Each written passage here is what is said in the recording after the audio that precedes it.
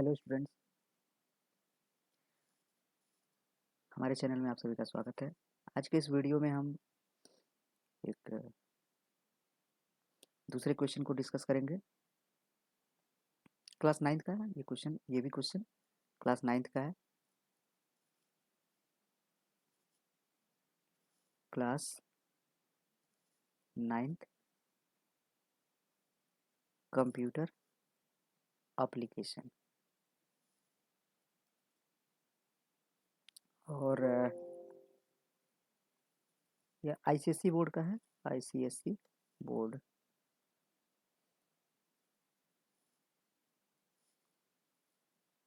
ठीक है, हमारा काम क्या है?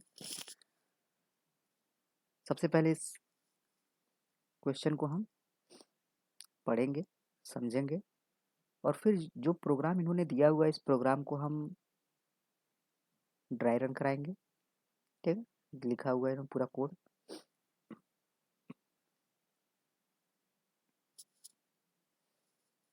देखते हैं। क्वेश्चन लिखा हुआ है, write a program to reverse a given number. मैं किसी दिए गए नंबर को रिवर्स करना है। जैसा कि हम देख सकते हैं इस प्रोग्राम में इन्होंने ये सेम जैसे पिछला प्रोग्राम था वैसे ही इन्होंने 3 आउटपुट्स लिए हुए हैं, N1 N2 N3। इस तरीके से N1 की वैल्यू 345 है। जब इसका रिजल्ट आ रहा है तो रिवर्स आ रहा है, 543 आ रहा है। पहले 5 आ रहा है, फिर 4 आ रहा है, फिर 3 आ रहा है। आप देख सकते हैं यहाँ पे। ठीक है, तो ये काम कैसे किया गया होगा, इस काम को सोचते हैं। चलिए पहले एग्जीक्यूट कराते हैं। हो क्या रहा है इसमें, इन्होंने एक क्लास बनाया हुआ है टेस्ट के नाम से। इसके अंदर इन्होंने एक मेथड बनाया हुआ है, स्टैटिक इंट। मतलब मेथड हमारा स्टैटिक टाइप का है, इसका रिटर्न टाइप इंट है। आरईवी नम रिवर्स नंबर के लिए बनाया इन्होंने। इस मेथड के अंदर एक नंबर पास करेंगे नम के नाम से और फिर इस नम की वैल्यू को num2 में स्टोर करके रखेंगे। जैसे पिछला वाला एकदम सेम वही प्रोग्राम है, ये देख सकते हैं। Int dig comma q comma r num, सब कुछ सेम है, कोई अंतर नहीं है। अंतर कहाँ है? सिर्फ इस लाइन। ये मेन लॉजिक है। लास्ट पिछली बार जो हम लोगों ने प्रोग्राम बनाया था लास्ट टाइम, उसमें क्या लिखा हुआ था? Sum equals to sum plus dig। यहाँ इसी चीज को चेंज कर दिया गया है, थोड़ा सा बदलाव ला दिया गया है और कोई अंतर नहीं। भाई हर एक काम करने का तरीका अलग होता है, रिवर्स फाइंड करने का तरीका अलग है। अब ये कैसे हो रहा है, आइए रन करा कर देखते हैं। तो सबसे पहले क्या होगा, जेवीएम हमारा मेन मेथड को कॉल करेगा और n1 के अंदर एक वैल्यू स्टोर होगी 345, n2 के अंदर 672 और n3 के अंदर 13602। एक वेरिएबल इन्होंने लिया हुआ है s इक्वल टू 0 के नाम से और फिर यहाँ से कॉल किया हुआ है आरईवी नम, यानी यहाँ पे मेथड कॉल हो रहा है, मेथड कॉल्ड। इसके अंदर एक आर्गुमेंट पास किया गया n1। इसका मतलब n1 की वैल्यू कहाँ चली जाएगी अब? इस मेथड के पास, सॉरी इस मेथड के पास चली जाएगी।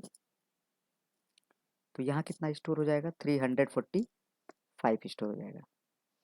अगली लाइन में क्या होगा, जो नम की वैल्यू है वो कहाँ स्टोर हो रहा है? num2 के अंदर। पूरा काम num2 पे करना है।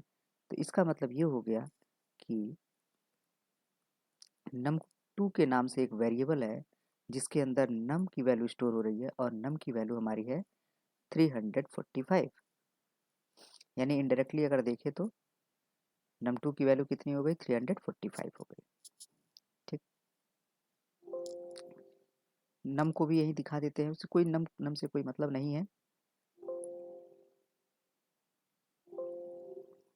ठीक, यहाँ देखा जाए एक वेरिएबल dig के नाम से बना है, dig। फिलहाल अभी इसमें कोई वैल्यू नहीं है। यहाँ देख सकते हैं इस लाइन में int dig q r num, ये सारी चीज़ें। तो q equals to question mark r num. R num एक वेरिएबल है जिसके अंदर रिवर्स नंबर स्टोर करेंगे और इसको इनिशियल दे दिया गया है 0। जैसे ही लूप पर पहुंचेगा हमारा कोड तो क्या होगा यहाँ पे, num2 इज ग्रेटर देन 0। अगर हम चाहे तो कोड को लिख ले कुछ ऐसे, num2 इज ग्रेटर देन 0। जब तक ये कंडीशन ट्रू रहेगा तब तक इस लूप की बॉडी एग्जीक्यूट करता रहेगा। इस बॉडी में क्या किया गया है, ये वाली जो लाइन लिखी गई है q equal to num2 by 10, इससे क्या हो रहा है, q की वैल्यू कैलकुलेट हो रही है। यहाँ पे हो रहा है q equal to num2 by 10। ठीक, इसके बाद क्या होगा,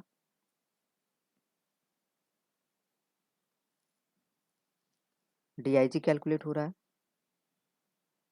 num2 by num2 modulus by 10। उसके बाद आर नम की वैल्यू, रिवर्स नंबर क्या होगा, आर नम मल्टीप्लाइड बाई 10 और plus dig।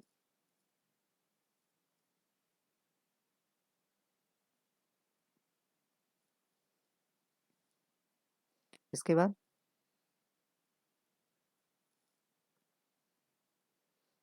num2 equal to q। जरा वैल्यू रखकर चेक करें। सबसे पहली बार जब ये लूप एग्जीक्यूट करेगा तो num2 की वैल्यू कितनी है, 345। यहाँ पर क्या हुआ, 345 इज ग्रेटर देन 0, इसका मतलब कंडीशन ट्रू हुई। कंडीशन ट्रू होने पर लूप की बॉडी एग्जीक्यूट करेगा। फिर इस लाइन को जब एग्जीक्यूट करेगा, num2 की value 345, 345 is greater division by 10 करेंगे तो हमें क्या मिलेगा, यहाँ पे कोसेंट मिलेगा, कोसेंट यानी 34 मिलेगा। अगला स्टेटमेंट क्या है, num2 की वैल्यू अभी भी 345 है, 345 में मॉडुलस बाई 10 करेंगे तो हमें क्या मिलेगा, रिमाइंडर मिलेगा। तो इसका रिमाइंडर कितना आएगा, 5। इसका रिमाइंडर 5 होगा। अब यहाँ अप्लीकेबल कैसे होगा, आर नम की इनिशियल वैल्यू क्या है, 0 है, देख सकते हैं यहाँ ऊपर 0 दिया हुआ है, multiplied by 10 plus digit, digit की वैल्यू 5 है। इस 345 में से लास्ट डिजिट हमको मिला। अब इसको कैलकुलेट कैसे करेंगे, 0 में 10 का मल्टीप्लाई कराएंगे तो कितना हो जाएगा, 0 होगा, प्लस 5, 0 प्लस 5 कितना हो जाएगा, 5। और ये 5 कहाँ स्टोर हो जाएगा, आर नम के अंदर, तो आर नम के अंदर स्टोर हो गया। फिर क्या होगा, क्यू की वैल्यू num2 में स्टोर हो रही है, क्यू की वैल्यू कितनी है, 34 है। num2 की वैल्यू जो है वो चेंज हो गई। अब फिर से जब वापस से लूप जाएगा कंडीशन पे तो यहाँ वाइल की कंडीशन में क्या है, num2 की जरूरत है, num2 की वैल्यू चेंज हो गई, 34 is greater than 0, condition true है। फिर से वापस से लूप एग्जीक्यूट करेगा, लूप की बॉडी एग्जीक्यूट कराएंगे, num2 डिवीजन बाई 10। तो जो num2 की वैल्यू है वो है 34, इसमें डिवीजन बाई 10 करेंगे तो इस बार हमें क्या मिलेगा, सिर्फ 3 मिलेगा एज ए कोसेंट। फिर उसी num2 की वैल्यू में मॉडुलस बाई जब 10 करेंगे, dig की वैल्यू तो num2 मॉडुलस बाई 10 करके कैलकुलेट हो रही है यहाँ पे, तो कितना मिलेगा, रिमाइंडर मिलेगा लास्ट की डिजिट। तो लास्ट में क्या लिखा हुआ है, 4, लास्ट की डिजिट 34 पे 4 है, वो मिल गया। आर नम कैसे कैलकुलेट हो रहा है, आर नम की वैल्यू जो कि अभी 5 है, मल्टीप्लाइड बाई 10 और प्लस डिजिट, तो डिजिट की वैल्यू कितनी है इस बार, 4 है। 5 मल्टीप्लाई बाई 10 कितना होगा, 50 हो जाएगा, प्लस 4 करेंगे तो कितना हो जाएगा, 54। और ये 54 कहाँ स्टोर हो जाएगा, आर नम के अंदर। फिर अगली लाइन एग्जीक्यूट करेगा, num2 equal to Q, Q की वैल्यू 3 है जो कि num2 में स्टोर होगा। वापस से फिर कहाँ जाएगा, कंडीशन पर, कंट्रोल हमारा वापस से कंडीशन पर जाएगा। कंडीशन पर पहुंचेगा तो यहाँ पे num2 की जरूरत है, num2 की वैल्यू हो चुकी है 3, 3 इज ग्रेटर देन 0, फिर से कंडीशन ट्रू होगा, अगेन वापस से q की वैल्यू num2/10 कैलकुलेट होगा। 3 में 10 से डिवीजन करेंगे तो कोसेंट कितना आएगा, 0 आएगा। और उसी 3 में मॉडुलस बाई 10 करेंगे तो कितना आएगा, रिमाइंडर 3 बचेगा। आर नम की वैल्यू कैलकुलेट होगी, कैसे होगी, तो आर नम मल्टीप्लाइड बाई 10, यही वाला एक्सप्रेशन यूज होगा, मल्टीप्लाइड बाई 10 प्लस डिजिट, और डिजिट की वैल्यू कितनी है, 3 है। तो अब इसको कैलकुलेट करेंगे तो 54 मल्टीप्लाई बाई 10 कितना होगा, 540, और फिर 540 में 3 प्लस करेंगे तो 543 बन जाएगा। आर नम की वैल्यू 543 हो गया। अब क्या होगा अगले लाइन में, क्यू की वैल्यू num2 में असाइन होगा, तो क्यू की वैल्यू 0 है तो num2 की वैल्यू भी 0 हो गया। वापस से फिर कंट्रोल कहाँ जाएगा, लूप की कंडीशन पर। num2 की वैल्यू अब 0 है, 0 is greater than 0, condition false. और जैसे ही कंडीशन फॉल्स होगा, इस लूप के बाहर एक रिटर्न स्टेटमेंट लिखा गया है जिसमें लिखा हुआ है आरनम को रिटर्न करना है। तो आरनम की वैल्यू क्या है, आरनम की जो वैल्यू है वो इस समय कितनी हो चुकी है, यहाँ पे देख सकते हैं 543। ये वही है जो कि यहाँ दिया हुआ है, इसकी वैल्यू चेंज हो जाएगी धीरे धीरे, वही 1 बाई 1 करके चेंज जो हो रहा है वही है। तो यहाँ लूप के बाहर हमें क्या मिलेगा, 543 मिलेगा, ठीक है। और ये वैल्यू रिटर्न हो जाएगा। जब ये रिटर्न होगा तो कहाँ चला जाएगा, जहाँ से इस मेथड को कॉल किया गया था, मतलब इस एस के अंदर वो स्टोर हो जाएगा। इसके बाद क्या होगा, जैसे ही इस मेथड का एग्जीक्यूशन कंप्लीट होगा, फिर क्या होगा, system dot out dot println reverse of n1, n1 की वैल्यू 345 है, यहाँ देख सकते हैं हम लोग n1 की वैल्यू 345 है, यहाँ दिया हुआ है इज, और एस के अंदर क्या है, रिटर्न वैल्यू जो रिटर्न होकर आया है 543, वो 543 यहाँ पे डिस्प्ले हो जाएगा, ठीक है। क्लियर है, आई होप कि ये समझ में आया होगा। ये इतने बड़े कोड को हम केवल मेन मेथड के अंदर राइट कर सकते हैं, तो लिख लेते हैं, छोटा कर लेते हैं थोड़ा सा कोड को।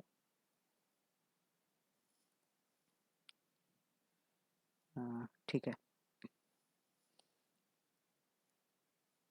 तो कुछ चीज़ें हैं जैसे कि इन्हें डिलीट कर दें,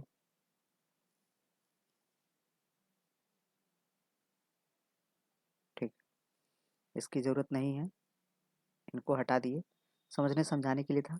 इसी प्रोग्राम को हम लोग स्कैनर से बना लेते हैं।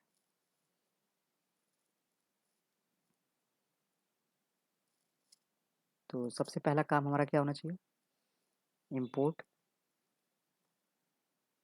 java dot util dot scanner, scanner को हमने इंपोर्ट कर लिया।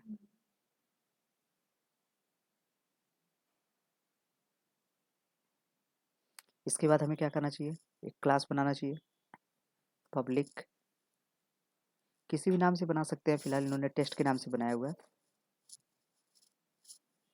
टेस्ट के नाम से बनाया हुआ है, तो हमने यहाँ पे टेस्ट के नाम पे बना लिया। इसके बाद हमें मेन मेथड लिखना चाहिए, public static void main string array args,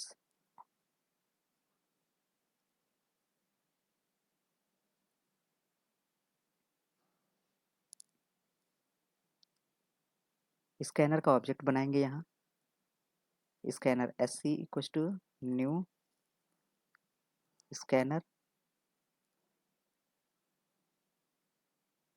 system dot इन,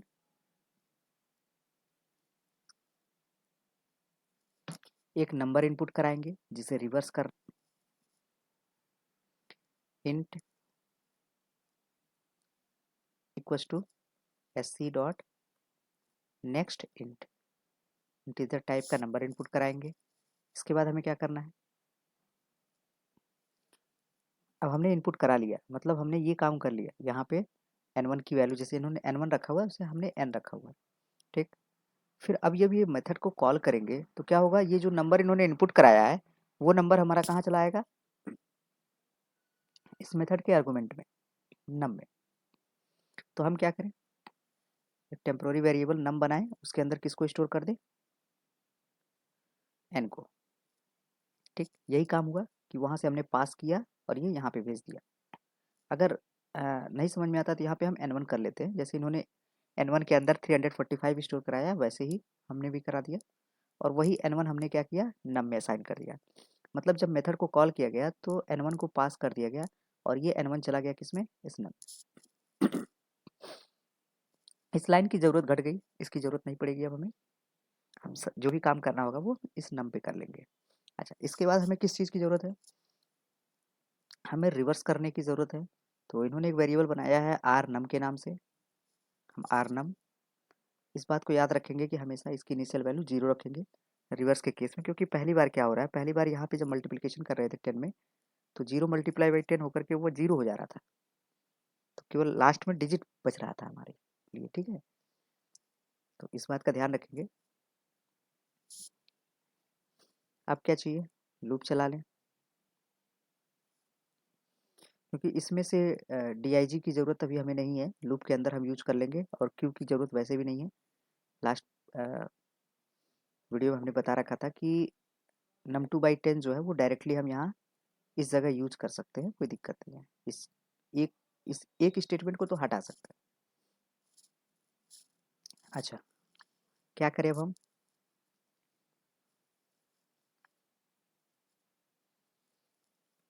वाइल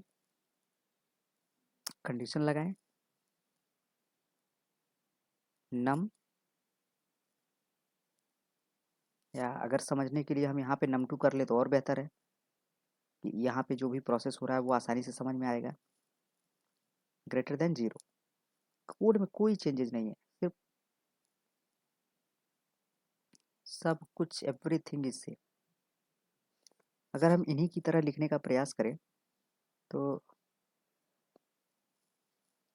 इस आर नम के साथ हम DIG के नाम से एक वेरिएबल बना सकते हैं, और फिर क्यू के नाम से एक वेरिएबल भी बना सकते हैं, ठीक है। अगर इनकी तरह हमको चलना हो तो जो कोड इन्होंने लिखा हुआ है वही कोड इस्तेमाल करना पड़ेगा।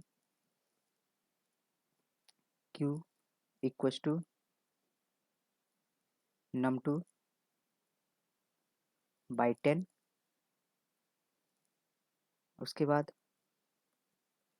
DIG equals to, digit calculate करने के लिए हमें मॉडुलस बाई 10 करना पड़ेगा, मॉडुलस बाई 10 डिजिट मिल जाएगा। उसके बाद हमें आर नम कैलकुलेट करना है। आर नम कैसे कैलकुलेट हो रहा है, तो यहाँ लिखा हुआ है आर नम की जो वैल्यू होगी, आर नम में हम मल्टीप्लाई बाई 10 करेंगे, मल्टीप्लाइड बाई 10 प्लस डिजिट। उसके बाद num2 इक्वस टू क्यू।